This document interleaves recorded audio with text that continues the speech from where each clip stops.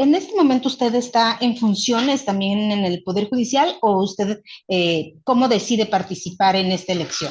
No, no, yo trabajé en el Poder Judicial Federal en mis inicios. Hoy en día tengo mi oficina y tengo, es un despacho especializado en derecho sanitario en el ámbito nacional y soy litigante como tal. ¿Y cómo decide participar en la elección justo para el ministro de la Corte? Bueno, primero tengo un gran compromiso por la justicia. Por otro lado, sí, cuando trabajé en el Poder Judicial, en aquel momento no había consejero, no había consejo de la judicatura y me enamoré del trabajo de los ministros porque el ministro era quien te hacía la visita de inspección. Entonces, era un ministro diferente, un trabajo de un ministro más modesto, con menos reflectores, más de estudio. Y eso es lo que considero que tenemos que volver, Karina, a un ¿Eso ministro. en qué año fue? Antes del 2014, supongo. Sí, claro, antes del 94, la reforma fue en el 94. Y en este sentido, ¿usted cuáles son los principales retos que le ven en estos momentos a la Corte? Digo, se ha hablado de que hay mucha corrupción y demás. ¿Usted cree que realmente haya corrupción o qué es lo que le pasó a la Corte? Sí, a ver, tiene dos temas. Primero el tema de corrupción y nepotismo. Jalisco, que es el tercer circuito, tiene, según datos del propio Consejo de la Judicatura Federal, hasta el 53% de nepotismo. El otro, por supuesto, el tema de corrupción. Karina, cuando ves a altos funcionarios del Poder Judicial Federal en reuniones sociales con litigantes de dudosa honorabilidad, pues es difícil que el resto del Poder Judicial tienda a hacer lo mismo. Cuando yo trabajé en el Poder Judicial era un código de conducta estricto donde éramos la crema innata de la justicia. Oye, eso se ha venido perdiendo. No digo en todos los casos, pero sí de manera significativa. Eso en cuanto a corrupción. El otro tema es la rapidez de los asuntos. La reforma, como sabes, contempla que hoy los casos se resuelvan en un máximo de 6 meses en la Corte, cuando antes duraban años y duraban años a modo de muchas personas. Entonces, bueno, ese es un reto, no solamente la Corte que queremos, sino la Corte que se va a recibir. Y la única manera de sacar adelante los asuntos en un plazo de 6 meses es con tecnología. Esto es así como a mí me tocó la transición de las máquinas de escribir a las computadoras. Hoy en día tendrá que haber sistemas, software especializados que, por ejemplo, te puedan procesar un test de proporcionalidad. Si una norma es proporcional o no, sin necesidad de que leas todo, bueno, al menos te ayuda a procesar la información. Y el otro ¿Qué, tema es la capacitación, capacitar a todo el personal en materia de supremacía constitucional y derechos humanos. Sí hay capacitación para jueces y magistrados, pero no para todo el personal. Y la idea es que cuando llegue alguien a tocar la puerta de grupos vulnerables, hasta el de recepción sepa cómo atenderlos. Ahora, mucho se habla de los temas que debe de tocar la Corte. Sabemos que son casos que deben de ser muy cuidados, o sea, la Corte no se puede encargar de un caso, pues, de la justicia cotidiana, para eso hay instancias, para eso hay niveles. ¿Usted qué considera en este caso que ha sido también todo un debate? El tener, ¿qué asuntos son los que sí puede atraer la Corte y evitar un exceso de carga? Bueno, como sabes, las controversias inconstitucionales y las acciones de inconstitucionalidad es el más importante trabajo de la Corte. No obstante, si habrás, tendrá que haber, habiendo casos donde se fijen criterios donde genera la doctrina judicial, donde generen esos precedentes que marquen al resto de los tribunales en el país, que son los amparos directos en revisión, que son muy pocos, y por supuesto la atracción de casos de revisiones, de recursos de revisión de amparo, que serán los menos, pero sí son indispensables, sobre todo cuando existen diversidad de criterios y casos donde los plenos de circuito pues no puedan conocerlos. Casos realmente trascendentes, pero tendrá que seguirlos atendiendo. ¿Usted está a favor de que se haya eliminado el Consejo de la Judicatura y que ahora existe un tribunal de disciplina? Bueno, el principal, sí, siempre y cuando porque el reto es de que no esté ligado a partidos políticos, intereses fácticos, porque en el momento que el Tribunal de Disciplina esté ligado a este poder político, en el momento que la Corte o un juez, un magistrado no emita una resolución o emita una que afecte esos poderes, pues el Tribunal de Disciplina llegará a contra de ese juez a investigarlo. Entonces, bueno, mientras no participen poderes fácticos y sean independientes, en teoría está bien. El tema es que en la práctica lo podamos lograr. Pero bueno, los magistrados del Tribunal de Disciplina también van a ser electos por la ciudadanía. Es, pero así como van a ser electos por la ciudadanía, muchos de ellos se han acercado a esas estructuras políticas que son las que pueden y tienen la posibilidad de que una persona llegue o no llegue precisamente por los votos. Si esto no ocurriera, pues sería diferente. El tema, Karina, es que cada persona candidata tiene que tener la honorabilidad de no haber participado en un acto de corrupción de esta naturaleza, porque si no, pues entonces, a ver, es un contrasentido aspirar, por ejemplo, al alto tribunal constitucional haciendo trampa. Entonces, más de a uno lo ha hecho, más de uno lo ha hecho. Ahora, ¿usted cómo ve todo este proceso? Ahora el Poder Legislativo está pidiendo que el INE elimine de las boletas a ciertos personajes que están contendiendo este reto que tiene ahora el INE de que no lleguen candidatos o personajes pues vinculados al crimen organizado con antecedentes dudosos a ser juzgadores. ¿Cómo ve este reto? Bien, pero eso lo debió haber hecho el comité de evaluación, era chamba del comité de evaluación. Precisamente era su trabajo. Y que no lo hizo, pues no lo hizo bien. Entonces eso nos deberá servir de experiencia que, digo, en las plataformas cada quien sube lo que quiere.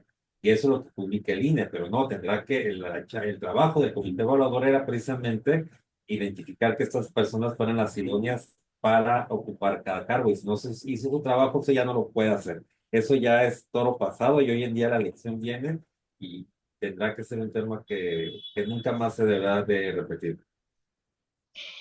¿Usted ve en la nueva integración de la Corte una oportunidad para que la gente conozca lo que hace realmente el Poder Judicial?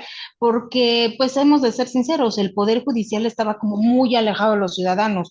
Una cosa es el Poder Judicial y otra cosa, y creo que se confundía mucho con la Procuración de Justicia, que tiene que ver con ministerios públicos y que nada que ver. Entonces, ¿usted considera que sí puede haber una oportunidad para acercar este poder a los ciudadanos? Sí, a ver, a mí cuando me preguntan y platico con la gente, me preguntan, a ver, ¿qué afecta o qué función hace la Corte en mi día a día? Cuando tú eliges un candidato al legislativo o al poder ejecutivo, te pueden prometer temas de alumbrado, etcétera, mejores leyes, pero en el Poder Judicial, ¿qué es lo que pueden hacer? Y yo creo que es mucho lo que la gente tiene que saber en lo que hace la Corte. Por ejemplo, en los profesionales de la salud, el tema de la objeción de conciencia, determinar en qué casos sí actúan, en qué casos no. Hoy en día vienen temas novedosísimos y revolucionarios, como el tema de la eutanasia, que se resolverá en la corte. A ver, que tengo este derecho, lo puedo ejercer o no lo puedo ejercer, la salud es un bien jurídico disponible o no. El tema, por ejemplo, también de la subrogación de vientres, en el caso de personas que quieren optar por tener un bebé, cuando hoy requiere la autorización del esposo. Entonces, viola o no el principio de autonomía de la persona, o qué pasa con el derecho del esposo porque le genera cargas alimentarias. Y son temas trascendentísimos que se toman en la corte y que por supuesto afectan a cada una de las personas. Karina, fíjate, estuve en una reunión con agricultores y los agricultores me hablaban de cómo hacer una manifestación porque viene una disposición que les prohíbe el uso de un material que se llama glifosato, que es para Ajá. malezas. Y entonces yo Ujú. decía, a ver, ¿por qué tienes que pensar en hacer una manifestación? Esto en cuanto venga el tema, te vas a una acción de inconstitucionalidad, buscas que la comisión, alguien te elabore esa acción de inconstitucionalidad, pero ve cómo nuestro sistema, nuestra educación es cómo ir a pelear en lugar de cómo defender un derecho. Entonces, por eso es importante que la gente conozca lo que puede hacer la Corte y qué derechos puede activar, incluso, que son los derechos humanos, sin necesidad de un abogado, con mejor acceso a la justicia. ¿Qué le propone Abraham Dávila a los ciudadanos de llegar a la Corte? A ver, primero el tema de corrupción. Eso es un código de conducta 24. No puedes decir voy a ser ministro 28 horas y el resto voy a hacer otras cosas. Sino el tema de honorabilidad permanente porque se es honorable y se es íntegro toda la vida. No puedes pensar que un ministro te pueda administrar justicia cuando es un delincuente. Entonces, integridad 24 horas, una importante capacitación para todo el personal para que te dignifique cada vez que tú acudes a un tribunal seas desde que tocas la puerta bien atendido y por supuesto el tema eh, de utilización de tecnología. Tenemos que utilizar tecnología para eficientar el trabajo de los juzgados. No puede ser que una persona vaya a pedir justicia, que es su derecho, y pasen años y tu asunto no se resuelva, y si se resuelve no sea ejecutivo, es decir, en qué sentido se resuelve. Entonces, esas tres cosas son para mí fundamentales, cambiarán el sistema de justicia. ¿Consideran que hay equidad en la contienda? Pues no, a ver, no puedo, te voy a poner un ejemplo, en el tema de topes de campaña. Hay un tope de campaña, pero imagínate a alguien que es profesor universitario. A ver, un profesor universitario que contiende para ministro no tendría el dinero que hoy se fijó para campaña y si lo tiene no lo va a aplicar en eso. Eso nomás por ponerte un ejemplo. Entonces, a ver, hay reglas del INE que tendrán que ir mejorándose. No digo que lo haya hecho de mala fe el INE. A ver, eso pasó, eso tenemos y así estamos jugando. Y esto nos tiene que servir para que en la siguiente elección vayamos afinando. Recordemos que fue una reforma muy rápida, muy poco planeada y entonces, bueno, hay muchos temas que tenemos que ir perfeccionando. La reforma en sí, hay muchos temas muy buenos también, digo, hay que rescatarlos. Antes para aspirar a ser ministro de la Corte había una sola forma que era la propuesta del presidente. Hoy en día, bueno, ya existe una apertura y eso es una de las cosas también que hay que destacar de la reforma. Muchas que no son tan buenas, el mecanismo, esto del sorteo, etcétera. Bueno, no estoy tan de acuerdo, pero tendrán que irse afinando para tener por proceso, sin duda. ¿Confía en el resultado de la elección? Depende del INE. A ver, hoy en día, si el INE detecta que hay inconsistencias, desde este momento tendría que sancionar. Si el INE no sanciona todas las irregularidades que hay, pues entonces va a ser una elección que nunca más vamos a querer vivir, porque nadie, todo el mundo va a ser una cena de negros, cada quien hace lo que quiere. Hoy en día cuando ves el tema de encuestas, el tema, digo, son cosas completamente sin sustento, sin fundamento. Cuando ves que un candidato se alinea con un sindicato, corporativos, con con poderes políticos, con poderes prácticos, bueno, no puedes hablar de una elección limpia. Por eso el INE tendrá que sancionarlo. Y si no lo sanciona y lo permite, pues tendremos una elección que nunca más vamos a querer vivir. Y también el tema de los tiempos para la promoción. Por ejemplo, se está prohibiendo hacer promoción cuando son servidores, cuando todavía son servidores públicos en activo, pues no pueden hacerlo. Creo que tienen que hacer la promoción a partir de las 9 de la noche. Lo que otro, y vemos a personajes que ya están dentro de la misma corte y que se siguen promoviendo. Exacto, y bueno, lo hemos, digo, es entre otros, te puedo poner más ejemplos, pero así, claro que hay cosas que no son, que no hay piso parejo, pero no está mal. Digo, es un buen ejercicio y creo que aún así las cosas pueden avanzar. Ahora, ¿cómo lo vamos a encontrar usted en las boletas? En el número 39, como sabes, la boleta morada para ministros de la Corte tiene del lado izquierdo el número y el nombre de las mujeres, del lado derecho el número y el nombre de los hombres. Para mujeres hay 5 espacios, es como un melate, el del lado derecho es también como un melate, hay que poner el número de la persona que quieras que sea ministro de la Corte y ahí hay que poner el número 39.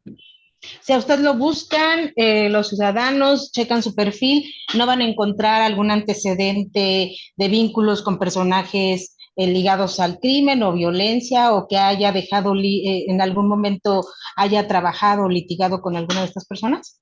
No, bueno, en el caso yo estoy muy tranquilo particularmente porque mi vida la he dedicado al tema de derecho sanitario. Entonces me ha dejado muy tranquilo en defender a médicos y la labor de un médico, aun cuando pueda eventualmente ocasionar un daño, lo hace siempre buscando el bienestar de las personas. Entonces elegí precisamente especializarme en esa área porque es un área pues muy que me permite no alejarme de mis principios para poder desempeñar mi labor, particularmente en el caso de los abogados, muy difícil. Entonces, encontrar a una persona íntegra 24 horas, 24 horas.